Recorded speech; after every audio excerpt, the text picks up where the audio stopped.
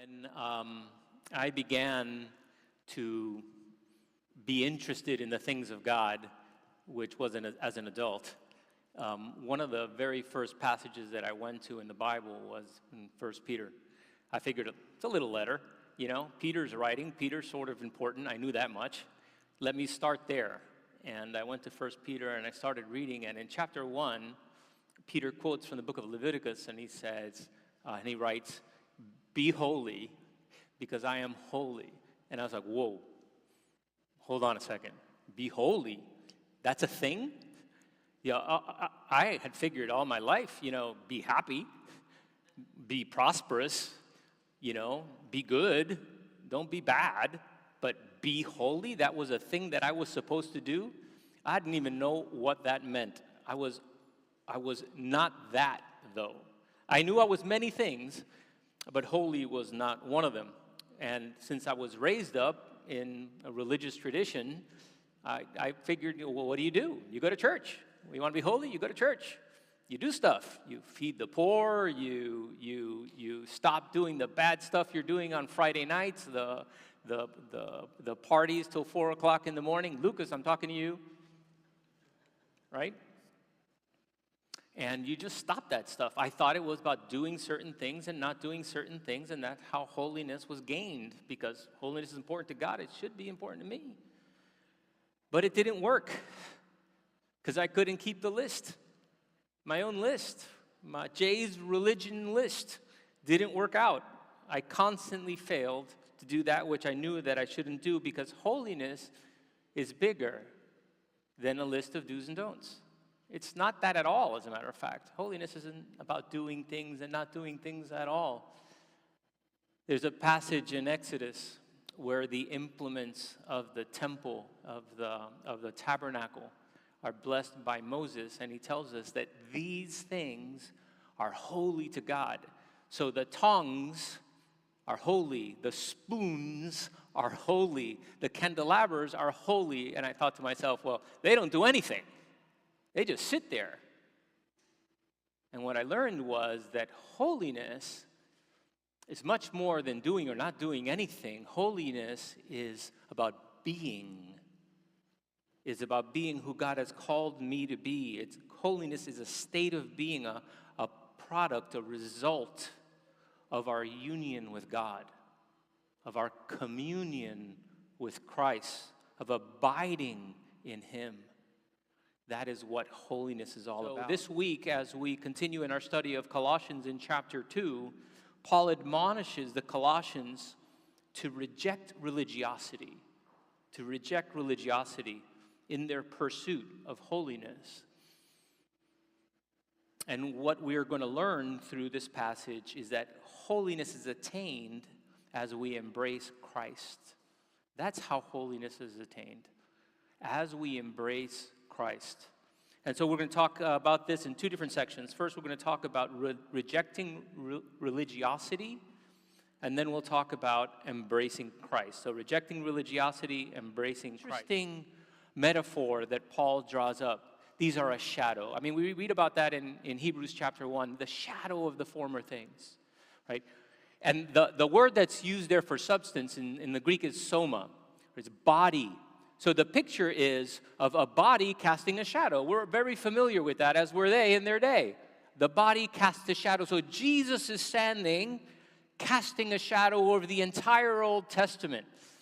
All those sacrifices, all those things, the temple, everything, the law, everything points to Him. He is the body, He is the substance, and those things are shadow, pointing to the body and the substance. So why are you going to worship the shadow? Why are you going to follow the shadow when the substance is here? That is who you want to follow. The substance is Christ. Very to the body, but they are of no value in stopping the indulgence of work. And the idea of these 5 things is this: it don't work. At the end of the day, none of this works. You're going to kill yourself to do some stuff and to not do some stuff, to live a certain way under this, and to make some people happy. Why? It doesn't work. It has no value. So what's the answer? If this doesn't work, what is the answer? What do I have to do? What's the answer? And you see, the answer is not a what. The answer is a who. And he tells us, Paul tells us in verse 11 of chapter 2. In verse 11 of chapter 2, he writes, "In him you were circumcised with a circumcision made without hands, by the putting off of the body of flesh by the circumcision of Christ." Christ has done this. He has cut off that life and given you a new life. He has done it. See, it's not about the what. It is about the who. It's about embracing Christ, which is right in the middle of the passage, which is what Paul wants us to focus on, because that was the core of the failure of those that were trying to influence the Colossian church away from Christ. But it's more, because it's a foundation. You see, the foundation is this union. The union with Christ is the foundation of holiness. The union with Christ, our union with Christ, is the foundation of holiness. After communion with God is the means of our holiness. Those two go together. And together what they produce is conformity. The result is holiness. The result of our union, the result of our communion, the result of Christ's work is our holiness. It flows out of that. It comes from that. This is how we grow in holiness. In Psalm 1 we read, the psalmist is talking about the blessed man, who the blessed man is. The blessed man is the one who avoids the wickedness, who doesn't walk in those ways. But then in verse 3 the psalmist writes, "He is like a tree planted by streams of water that yields its fruit in season, and its leaf does not wither. All that he does, he prospers." And what that tells me is like, okay, what's the picture, Jay? Well, the picture is that there's a stream of good and pure and clean water, and there's this tree standing next to it, and the tree is drinking deeply from that stream, and so it is flowering and blossoming, and it is alive. What happens to the tree if it decides to get up and walk into the desert and plant itself there?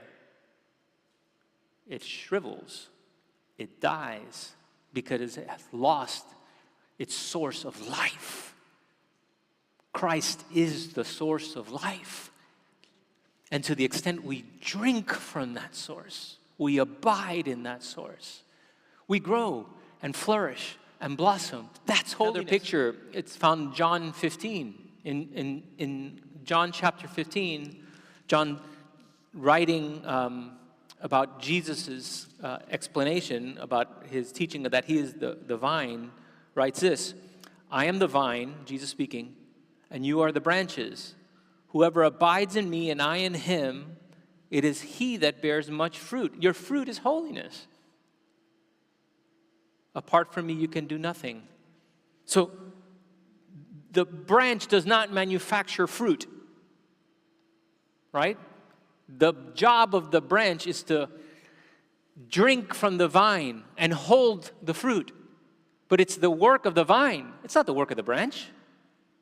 The branch just hangs on to it. 19th century Scottish preacher, writer, Thomas Chalmers, wrote this little book and gave this sermon called "The Explosive Power of a New Affection." And in my life, I have found that to be the key. And what Chalmers wrote hundreds of years ago is this: the way you overcome that thing in your life that has got you chained to death isn't by trying harder. It's by loving something else more. And that's what Paul's telling you. You know what the answer is, my friends? If you are failing in the sin that is keeping you chained, the answer is don't resist that sin because it won't work. That's not the answer. The answer is you haven't seen God big enough. You haven't seen Jesus big enough. You love that sin, And what we need to find is a love that's greater than our love for that sin. And the only love that is that big and that great is the love of Christ. Because of what he's done, because of who he is, because of the hopes that we have in him, because of the promises that he makes. That's the answer. Find a love that's worthy of you as a son and daughter of God. Cling to that love. That love is Jesus, my friends. Cling to Jesus. Look upon Jesus. Feed upon Jesus. Holiness will follow from that. It is found in proportion to your communion with Christ. Do you want to be holy? You need one thing and one thing only. More Jesus. That's the answer.